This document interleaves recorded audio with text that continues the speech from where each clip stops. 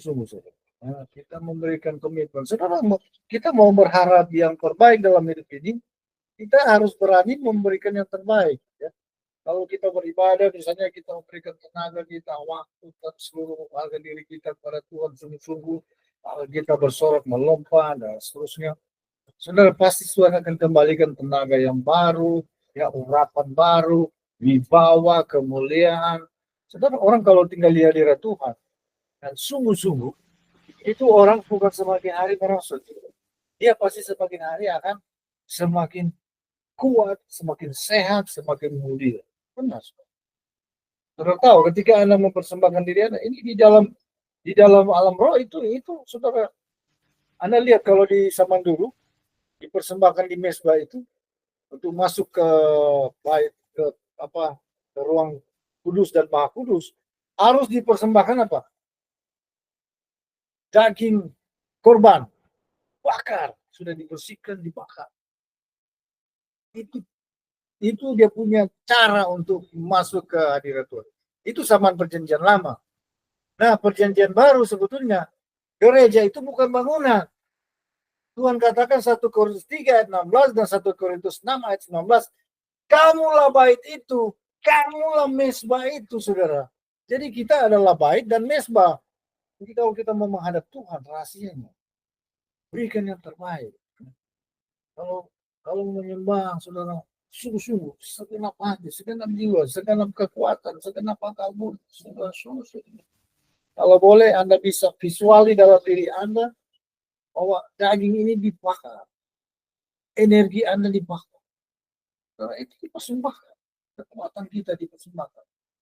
Saudara tahu waktu Adam dia sudah capek, lelah dia mau tembus di Taman Eden, tidak bisa. Kalau lewat gerbang dijaga oleh malaikat, dilarang. Mereka sampai ke bagian barat, itu tebing-tebing yang sangat tinggi, tebing-tebing batu karang, batu cadas, ya. Dan Adam sudah lelah dan putus asa, dia terjatuh. Memang hancur di badan. Dari ketinggian yang sangat luar biasa, jatuh di bebatuan. Demikian juga Hawa. Hawa juga sudah sama capek, sudah putus asa. Ya. Mereka tidak bisa kembali ke Taman Eden. Jadi tidak bisa, tidak ada jalan. Dia bilang, buat apa aku hidup kalau suamiku Hawa, Adam sudah. Dia ikut. Dia juga jatuh. Dua-dua mati. Darah berceceran di mana. Hancur. Pokoknya ringsek. Pokoknya tercabik-cabik. Tapi Bapak Yahweh seperti seorang Bapak. Memang ternyata Bapak di surga itu orang panggil Bapak. Karena dia memang sama dengan orang tua. Dia belas kasihan, dia datang. Dia bangkitkan nih Adam dan Hawa. Bangkit lagi. Kok Adam dan Hawa sadar, hidup lagi. Mereka lihat darah-darah. Aduh, mereka bersyukur. Aduh Tuhan, apa? Mereka bersyukur. Mereka ambil batu, bikin mesbah, susun batu. Mereka ambil darah mereka dari ambil daun, ditaruh di atas darah itu, ditaruh di atas darah campur tangan. Dan mereka taruh di atas mesbah. Dan mereka persembahkan kepada Tuhan sebagai persembahan syukur. Mereka bersyukur, terima kasih Tuhan. Kau seperti seorang Bapa, Engkau mengasihi kami, Engkau membangkitkan kami kembali. Saudara tahu, Bapa di surga di takhta dia lihat ini persembahan ini. Dia kirim itu api dari takhta. Langsung itu api turun. Langsung itu persembahan memang langsung habis. Langsung diterima Bapak Yahweh. Sangat berkenan. Bapak Yahweh sangat berkenan pada persembahan darah itu. Kemudian Bapak Yahweh katakan, Adam, karena engkau telah mempersembahkan darahmu sebagai persembahan bagi, maka aku juga akan mempersembahkan darahku. Aku akan mencurahkan darahku pada waktu aku menjadi daging dari keturunanmu. Aku akan mencurahkan darahku di atas altar yang akan kusiapkan. Jadi saudara tahu, Bukit Golgota itu adalah altar yang Tuhan siapkan. Di mana? Dan yang menjadi Yeshua HaMashiach, dia adalah Bapak Yahweh sendiri. Memang ini di luar akal, di luar pengertian kita. Itu kemampuan Tuhan tidak terbatas. Dia bisa saja menjadi semua. Menjadi nabi, raja, rasul, imam, guru, gembala. Semua ada di dalam genggamannya. Dia sebagai juru selamat. Dia Tuhan. Dia maha hadir. Ya kan? Jadi kalau orang berpikir logika, maka nggak akan terima. Dia bilang, wah, kalau Tuhan turun ke bumi berarti surga kosong. Bodoh. Tuhan maha hadir kok. Kalau gitu dia berdoa kepada Tuhan, berarti Tuhan berseru kepada Tuhan. Nah, pikiran bodoh juga. Tuhan kan waktu itu jadi teladan. Dia mau jadi teladan, memberi contoh. Bagaimana berdoa, bagaimana menjadi pimpinan, bagaimana menjadi imam. Jadi dia berperan waktu itu sebagai manusia. Tapi sebenarnya dia adalah Tuhan. Dan itu bukan cuma satu kali, berulang-ulang kali. Tuhan mengatakan, aku menjadi daging dari keturunanmu. Aku akan menebus engkau. Bahkan dia katakan, pada hari ke-5,5. Ternyata 1 hari bagi Tuhan 1.000 tahun bagi manusia. Ya. Jadi Tuhan memang datang menjelang ke-5. Dan rupanya ada memang saya berpikir kalau mau dicocokkan dengan waktu yang dikenal oleh manusia, dia bilang berarti milenium 5.000 tahun, tambah 500 tahun ya. Tapi kalau menurut hitungan ke manusia ini, berarti dia datang pada milenium ke-5. Apakah Tuhan telah mempercepat karena orang-orang pilihan waktunya dipercepat? Habis saja seperti itu. Tuhan bilang karena orang-orang pilihan waktunya akan dipersingkat. Memang ada.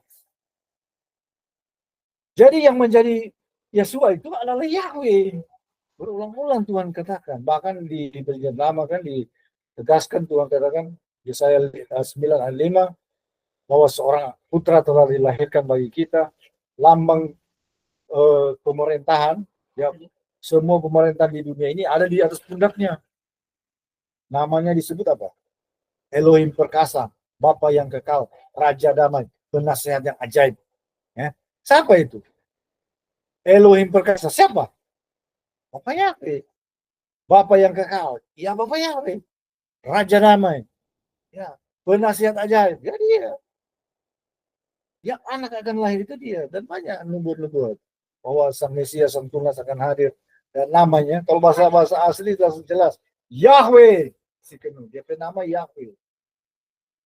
Yahweh Sikenu. Yahweh keadilan. Jadi saudara tidak ada sebetulnya istilah sebetulnya. Memang secara tertulis ada benar tertulis putra, Bapa, Putra, Roh Kudus.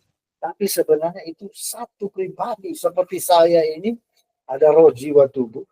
Satu. Memang orang yang Katolik kayaknya Katolik dorong buat 3 ini jadi 3 pribadi. Padahal satu sama dengan orang ada roh. Ya. Roh saya berkehendak. Jiwa saya ini intelek, ingatan, intelek, kecerdasan itu jiwa. Mentalitas itu jiwa. Jadi roh berkehendak. Kemudian kita mau ambil sesuatu. Orang intelek, oh iya. Sesuatu di mana? Oh, Alkitab ada di kamar. Itu intelek, jiwa. Kemudian tubuh bergerak. Itu jasmani. Jadi itu begitu juga Bapa, Putra, Roh Kudus. Mereka tiga aspek. Tapi satu pribadi. 3 fungsi. 3 fungsi. Sama itu orang fungsi orang roh berkehendak. Orang akal yang memerintahkan untuk melakukan sesuatu caranya begini. Baru orang jasmani ini yang melangkah itu tubuh sama. Jadi matematikanya 1 kali 1 kali 1, bukan 1 tambah 1 tambah 1. Nah, itulah Tuhan kita, saudara. Tuhan kita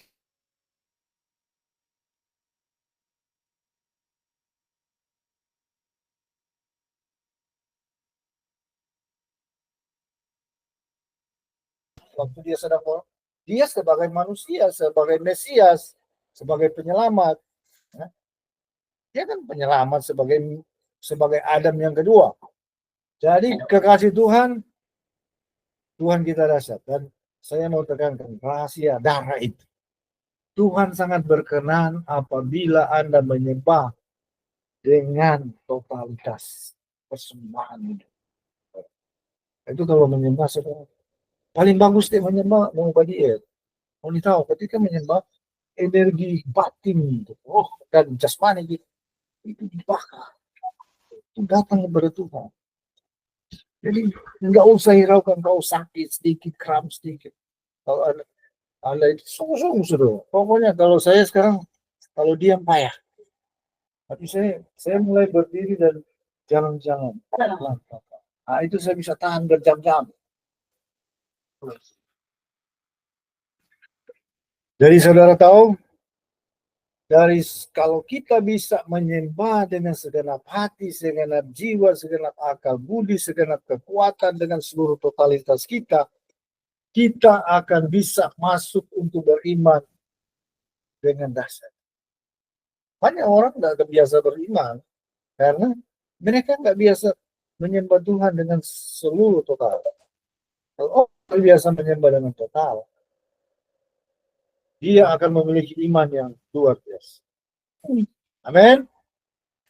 Kenapa saudara? Apa yang Anda tabur itu Anda tuai. Kalau Anda hanya menabur seadanya, Tuhan juga akan ya begitu. Tuhan kan begitu, saudara. Artinya begini, apa saudara? Kalau kita bergumul sesuatu, kita percaya. Ya. Memang ada yang kita imani jangka panjang. Ada yang kita imani jangka dekat, jangka menengah. Ada yang kita imani jangka singkat, jangka pendek. Itu tergantung kita, saudara. Ya. Tapi yang pokok kita ada sesuatu yang kita gumulkan, kita tidak pernah ragu, tidak pernah timpang, pasti tercapai. Betul. Orang kalau dia tahu dia mau berhasil, dia misalnya sesuatu usaha. Contohnya Elon Musk ya. Mereka melakukan banyak sekali tantangan, percobaan, kerugian. Tapi mereka kokoh, mereka punya visi yang jelas. Saya mampu, saya bisa. Bayangkan saudara, Elon Musk ada membuat itu roket, ya. Roket kayak roket itu orang anak-anak yang bermain pasang. Itu bisa dia mau mendarat lurus kembali, itu susah sekali mau dipikir-pikir. Biasanya mendarat itu pesawat. Percobaan berulang-ulang kali, rugi banyak rugi. Tapi akhirnya jadi. Begitu juga kita dalam perjuangan ini. Apa yang kita mau jadi, saudara? Kalau kita timbang itu pasti terjadi. Dan contohnya yang kita bergumul apa? Hari ini. Nah, orang ada keperluan waktu jangka pendek. Money. Amin. Berdoa sungguh-sungguh sama. Ya. Jadi itu. Jadi memang ada berkat itu mingguan. Ya. Kenapa Tuhan atur setiap minggu harus ada ibadah? Supaya karena berkat itu mingguan. Maka Anda bergumul, coba buktikan. Anda akan bergumul, minggu ini lancar berkat. Jangan Anda bilang, oh supaya selama-lamanya saya diberkati. Tahu seraka. Ya, tapi Tuhan atur memang supaya orang tiap minggu harus beribadah. Ya, itu pola dari Tuhan. Jadi berdoa. Ini minggu Tuhan lancar berkat. Ya, apa yang kami perjuangkan itu terjadi. Ya. Ibu Lestari program IKN ya silakan. Ya. Hana program apa di studi ya silakan. Yo Ivana mungkin program. Oh Tuhan keperluan ini. Mama berkeperluan dengan mama sembuh. Tercapai minggu ini. Itu. Supaya Tuhan naik pangkat, naik gaji. Ini Andre. Oh silakan. Itu dari iman istri. Jadi itu. Jadi orang ini mewakili keluarga masing-masing ya. Mewakili keluarga, mewakili pekerjaan, mewakili anak, istri, suami, saudara-saudara. Oke? Halo, kecuali lunas. Ya, pokoknya lunas ibadah, yakin dia orang tua diberkati ya, dia berkati. Jadi begitu kasih Tuhan ya, di ibadah beribadah. Jangan ibadah cuma asal datang duduk. Ya, yang penting menghadap Tuhan. Ya Tuhan yang jadilah sesuai iman. Apa sebenarnya keinginan kita? Dan kita bawa kepada Tuhan. Jadi saudara itu prosedurnya begini. Kalau di perjanjian lama, persembahan daging, ya, baru kemudian masuk ruang Maha Kudus, ruang kudus. Di situ ada roti, itu pertanda lambang firman. Kemudian ada apa di nama kakilian, artinya ibadah dengan pekerjaan roh. Ya. Nah, sama dengan orang ini. Kemudian ada mesbah lupa. Mesbah lupa itu adalah pujian penyembahan untuk masuk ke ruang Maha Kudus. Ke ruang Maha Kudus itu di mana roh Tuhan akan berbicara. Di situ para imam besar dulu, pimpinan imam, dia akan masuk ke ruang Maha Kudus, minta petunjuk apa, Tuhan langsung jawab. Tuhan akan berbicara di tabut perjanjian itu, Tuhan akan berbicara. Memang pasti Tuhan berbicara. Ya. Nah, itu sebetulnya pola GPR itu. Yaitu pertama puji-pujian. Ini kan trompet daging, pokoknya ini trompet daging, tenaga. Ya. Kemudian masuk kepada persekutuan dengan firman. Firman. Kemudian masuk penyembahan di dalam roh dan kebenaran. Ya. Itu gereja berkarunia. Berkarunia, masuk terus. Sampai itu mesbah lupa lambang pujian penyembahan itu. Ya. Dan kobarkan karunia-karunia Roh Kudus. Ya. Nah, ini di GPR ini itu pola itu. Kemudian masuk ke ruang Maha Kudus, disitulah Tuhan berbicara. Ya. Coba lihat di GPR, semuanya pola itu ada. Ketika sudah melewati penyembahan, akan keluar suara Tuhan. Biasanya begitu. Itu standar. Nah, jadi saudara, di situ nanti di ruang Maha Kudus Tuhan akan berbicara. Ketika Tuhan Roh Kudus mulai hadir, pasti Roh Kudus mulai akan beracara. Di situ Tuhan akan berdoa. Amin. Dan firman ajari juga. Jadi ini melatih kita saudara atau mengarahkan kita untuk benar-benar tepat. Di permohonan itu juga kita harus sepakat. Tuhan katakan, 2-3 orang di bumi ini sepakat meminta apapun di dalam namaku, aku akan melakukan. Amin. Jadi saya bedakan ya. Nanti sebentar ada doa berjemaat, artinya cuma permohonan. Nanti imam yang doakan, tapi Anda harus sepakat. Karena itu Anda harus kalau apa ibadah harus beritahu apa keperluan. Nanti sebentar sebelum orang mulai penyembah, oh Pak tolong saya didoakan, ini saya ada keperluan. Supaya nanti imam yang bawa, dia yang komando. Ini berbeda dengan doa saat ya. Karena ini di ruang khusus, ruang Maha Kudus. Cuma doa-doa tertentu yang sangat urgent, itu yang akan kita doakan di situ. Ya, ini saya sudah belajar dari Tuhan. Nanti sepakat, jangan lain berdoa, kan lain diam. Jadi kalau satu keperluan didoakan, yang lain bilang amin, satu hati. Karena firman katakan, 2-3 orang sepakat meminta apapun di dalam namaku, aku akan melakukan. Ya. Oke? Jadi ini, orang firman kalau kuasa ibadah Tuhan katakan 2-3 orang berkumpul di dalam namaku, aku ada. Oke? Kemudian 2-3 orang sepakat meminta apapun di dalam namaku, aku akan melakukan. Nah, artinya itu minimal. Kalau orang sekarang berapa? 6 orang. Ya, lebih banyak lebih bagus. Yang penting sepakat. Oke? Jadi saudara, ini khusus untuk bagaimana doa terkabul. Dan saudara harus ingat bahwa kita tidak bisa jauh-jauh dengan Tuhan. Selalu memohon perlindungan. Ya. Dan saudara, pergumulan kita pasti Tuhan tolong. Ya. Itu saudara. Nah, ini. Jadi bukan berarti orang dengan iman sempurna, tapi kita akan menuju terus ke sana. Sehingga saya percaya suatu saat orang kedua akan jadi orang ibadah jadi ibadah yang sangat sakral.